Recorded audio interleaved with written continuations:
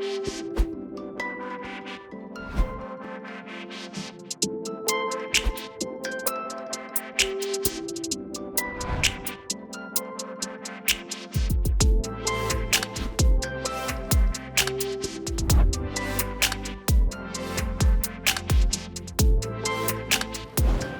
COVID-19 forced bricks and mortar shops to close, some simply weren't prepared.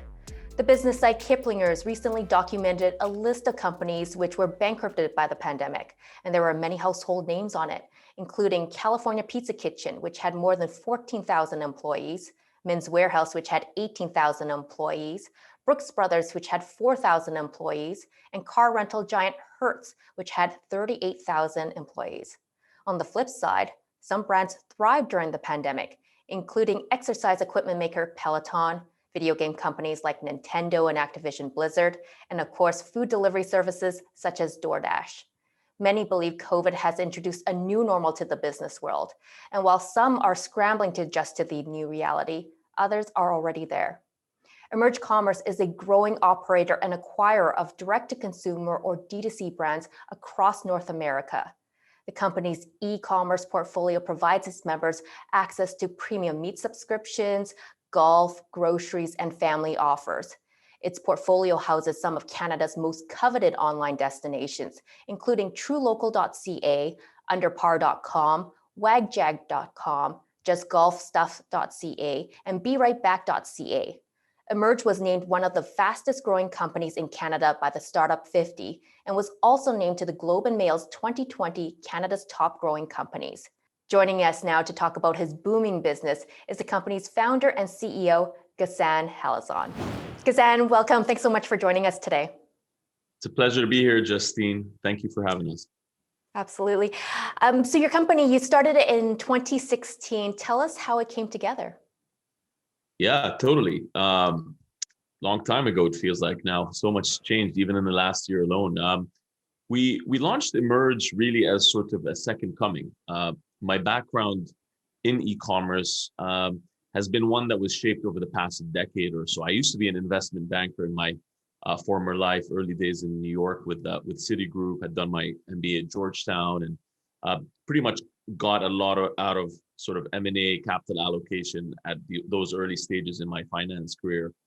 And when I jumped into e-commerce pretty much around 2010, I had no idea that I would spend pretty much an eternity, in 10 years in any industry these days is an eternity. But effectively, everything I did was around bootstrapping, acquiring, selling, restructuring e-commerce businesses and brands for a good amount of time there. And effectively, a lot of those lessons and relationships and frankly, mistakes along the way were poured into what we viewed as a smarter, more cost-effective way to scale e-commerce. And that ended up being Emerge. Emerge is essentially an acquirer and operator of direct-to-consumer e-commerce brands, where we leverage M&A to effectively reduce the cost of member acquisition and apply it in a universal format that helps these brands both save money, but also accelerate their growth. And so we put together this playbook really in essence as a foundation of everything we've learned, myself and other tremendous e-commerce and tech and M&A folks around the table to sort of drive this portfolio play forward. Okay, so Ghassan, tell us, why are you focusing on the direct-to-consumer space? Yeah, I mean, I think for us, when we started our roots in e-commerce, we noticed very quickly that the direct-to-consumer or D2C model, one that entailed connecting consumers directly to these brands, eliminating the middleman, eliminating retail, eliminating distributors, was really sort of a model that had more longevity. You're kind of bringing those savings, passing them on to the consumer, but also having a chance to build your brand, have an authentic voice, do the things that were really lacking in sort of the retail world. And so for us, the D2C movement, we felt was primed for consolidation and ultimately was going to stand the test of time. It was the type of, sort of ecosystem that we felt retail was heading towards, right? This idea that we would go out and acquire reputable brands that had direct relationships with their customers, that were building that sort of long-term relationship. was key to sort of the essence of having a sticky portfolio. And that's why we sort of identified the D2C opportunity within e-commerce as the way to go and as our prime focus. Okay, and right now you have a number of brands in your company. I'm seeing truelocal.ca, underpar.com, justgolfstuff.ca, wagjag.com, and berightback.ca. Do you foresee more growth through acquisition? Oh, absolutely. I mean, we're an acquirer. That's in our DNA. It's one of the reasons we went public. Probably the prime reason was to leverage our currency, our ability to attract top-notch talent. We've brought on folks from Dye & Durham and from Well Health and a number of other Canadian success stories in M&A to really arm ourselves with the ability to execute and accelerate our M&A plans. We've acquired 5 brands over the last 4 to 5 years, and really increasingly larger and more profitable. But we've actually gone public here late last year to start accelerating that pace and making, much bigger acquisitions in e-commerce. And that's exactly what we're planning to do here in the near term. Okay, and talk to me about what your secret is to growing a brand after you acquire it. Yeah, I think, there's always, the interest and the intrigue and what goes on, sort of behind the scenes once the acquisition joins a company like Emerge. And for us, it really isn't all that glamorous. I got to tell you, I think there's a couple of things to it. First of all, M&A is a people's business, right? Everyone can talk integration all they want, but if you don't know how to treat people and if you don't know how to play to their strengths, you're going to find yourself in a compromising position. So I think it starts with people. But then there's 2 sides to sort of our playbook. One is on the integration side, the ability to really take care of the pipes, take care of the background stuff that is non-core to running a direct-to-consumer brand, right? So all the administrative functions, all the back-end functions, security, email sending, hosting, CRM. There's a lot of things that every e-commerce company has to do. And what we say is, let us take care of all of that and focus on conquering your niche. If you're an expert in golf, we want you working with those golf relationships and thinking through where the industry is going to go. Likewise for grocery. Same logic follows. Let us take care of the pipes and the admin and the payroll and the HR functions in the background and focus on continuing to lead the way. So that's what we tell our founders that join us and our teams. The other side of the playbook is sort of accelerating these brands to new heights. I always say, what took a brand from 0 to 10 or 20 million is not necessarily what's going to take it from 10 million to 100 million. And that's where Emerge comes in and handholds that growing up process. We let these brands and these founding teams shine and continue to do what's been working really well. But then we supplement them with, M&A, tuck-in acquisitions within their niche, cross-selling opportunities between the portfolios. Right? If I shop for groceries, is it possible that some of us like golf? And if so, how do we merchandise back and forth? So we've become increasingly smart about the data that sits behind these e-commerce businesses and continue to monetize them in such a way. So it's really sort of the people. It starts with people always. And then it becomes a function of us integrating and really saving. I call it the boring savings, but super effective. And then accelerating them through a whole series of different things that we have unique at Emerge, from skills to resources and systems, and really sort of propel these brands forward. And you have a strong balance sheet right now with more than $20 million in cash.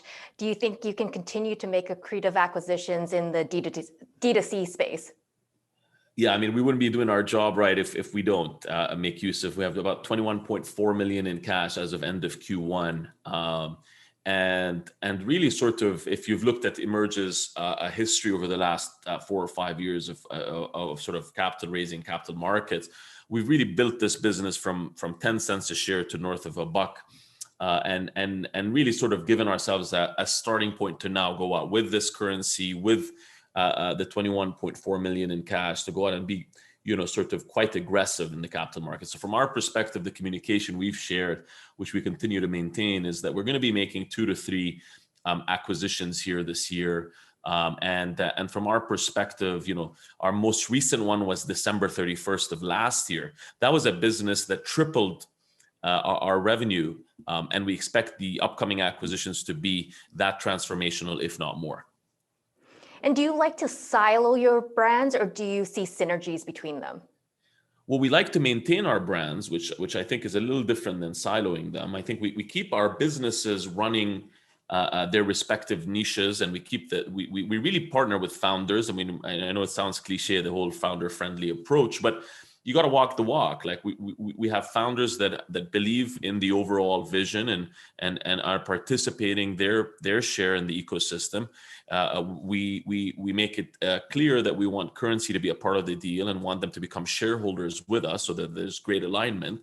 But so for our perspective, I think that the brands that have been built have been magnificent. That's what attracted us to a True Local or to an Underpar. They have a great following. We're not here to destroy, to interrupt that.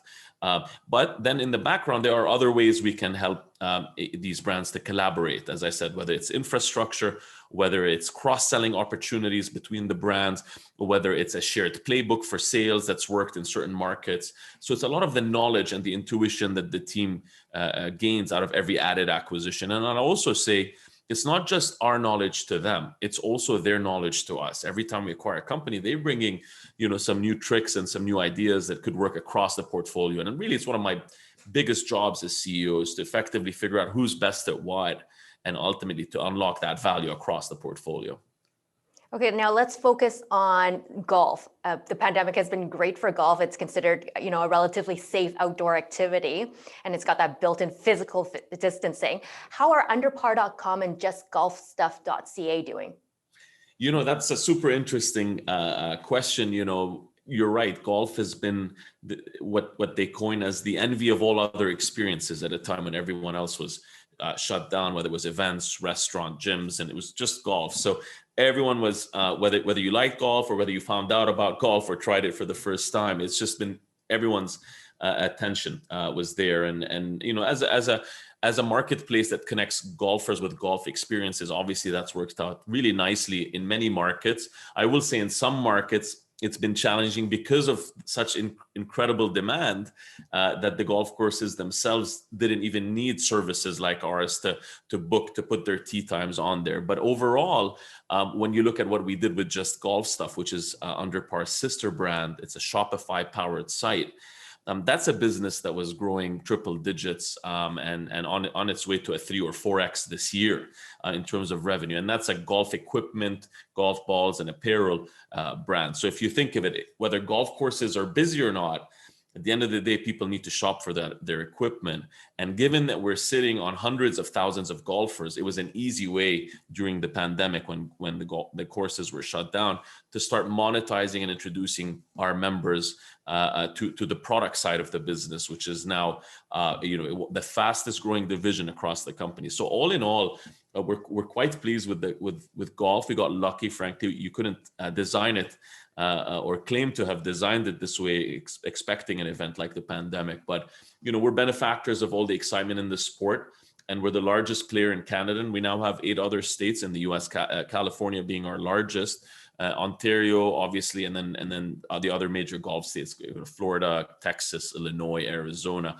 So there's a lot of growth coming, and there's a lot of M&A potential in golf as well.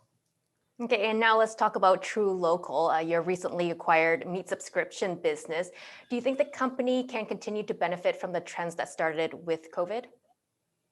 Look, I think that's really the question on people's minds early on, and then I run them through the history. True Local has been a brand that's more than doubled every year for the last 4 years. The pandemic itself was no different. If anything, accelerated that growth. Most interesting and most impressive to us is the fact that team that continues with us now had scaled the business from 0 to 20 million with just $1 million or so in equity capital invested ever. So to us, that's the definition of what we like to call a rock star rebel. That's the bootstrap type business that emerges after. We want to buy these cash flowing, growing businesses. True Local achieved $1.6 million in EBITDA last year, and is obviously expected to continue to grow here. I don't think that type of growth can be maintained forever. Nothing keeps doubling every single year.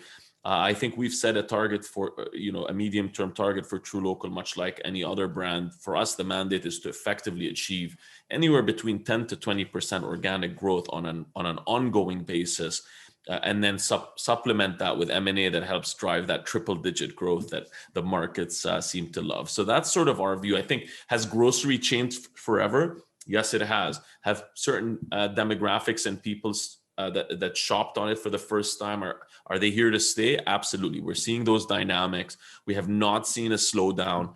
We've seen a maintained new level of volume, and it's very exciting, frankly. And I think that out of all the sort of subscription services that we vetted before we chose to acquire TrueLocal, it was the most sticky experience. The customer lifetime value, the metrics on the business, all of these things enticed us in terms of connecting these local farmers with a digitally savvy, health conscious audience. And I think that for us, buying something sticky, whether it goes up or down in terms of climate and macro, you're gonna maintain that relationship, and you're gonna keep building on it as time goes. So we're very confident in TrueLocal. We couldn't be more excited. It was a big growth quarter for it in its first quarter with Emerge. Q1 was a triple in terms of revenue, actually more than tripled our revenues from about 2 million plus to about 7 million plus. And so we're expected to triple at least this year, excluding future M&A, which we think is a super good starting point to sort of wrap up 2021. E-commerce companies are quite notorious for losing money for quite a number of years before they turn profitable. How do you balance profitability and growth? Yeah, you know what? It's an excellent question, Justine, and that balance is not an easy one to maintain. It takes a lot of discipline. As capital allocators and as disciplined operators, it's always been a priority for us to ensure that we did things sustainably. We just announced our 5th consecutive quarter of adjusted EBITDA positive. We think this early in the journey it puts us in a position to control our own destiny. There's a lot of talk about macro. Obviously, it's an uncertain time with the markets. But the ability to have secured, the cash, $20+ million, but also be adjusted EBITDA positive and having a strong organic growth business puts us in unique territory, frankly, especially as it pertains to Canadian e-commerce and really, frankly, Ecom and technology companies at large. There's just so much wreckage, so much about exorbitant losses. And that only works if you have access to billions of dollars, if you are the Uber of your space or the Airbnb of your space. For us with Emerge, we always felt like there was a smarter way to do things. There was a more disciplined way to do things. So we've always kept our costs in check. We've always felt like M&A was a smarter way to grow, but we also maintained that operationally, we wanted to see that adjusted EBITDA positive. We did so last year. It was our first full year. And that trend's continued into this year and for the foreseeable future. Pretty much anything we're acquiring right now has to be between $1 and $5 million in added EBITDA. So from here, we've built that cost base and that core foundation that's already profitable. And now we're layering on the accretive acquisition. So we're finally at a point where this thing is going to start scaling up very quickly, not only in revenue, but also in EBITDA. Okay, and you touched on this, impressive results for Q1 and also record results for 2020. What can we expect for you in 2021? Yeah, totally. I mean, I think, we saw a bit of a snippet with Q1, a glimpse of the pro forma business following the TrueLocal acquisition. Our revenues more than tripled. It was another adjusted EBITDA positive quarter. We can expect these trends to continue through the year, and we can expect another 2 to 3 acquisitions as we've indicated. We've built ourselves that sort of core team that now allows for that accelerated pace of scaling in M&A. People like George Marukos from Dye & Durham, one of the senior leadership team members there. Obviously, Dye & Durham, a big Canadian success story with M&A at its core. John Kim joining us from Well Health's board. Folks like that really kind of give myself and the team the added push, the added bench strength to go out and start acquiring our way up to 10 million in EBITDA as a first milestone, which I think is a 12 to 18 month time frame away from where we are today. Okay, so big things coming up for you guys. We sure think so. Okay, thank you so much for your time, Ghassan. Thank you, Justine. Pleasure to be here. Thank you so much. That was Ghassan Halazon, CEO and founder of Emerge Commerce. Thank you so much for watching. We'll see you next time.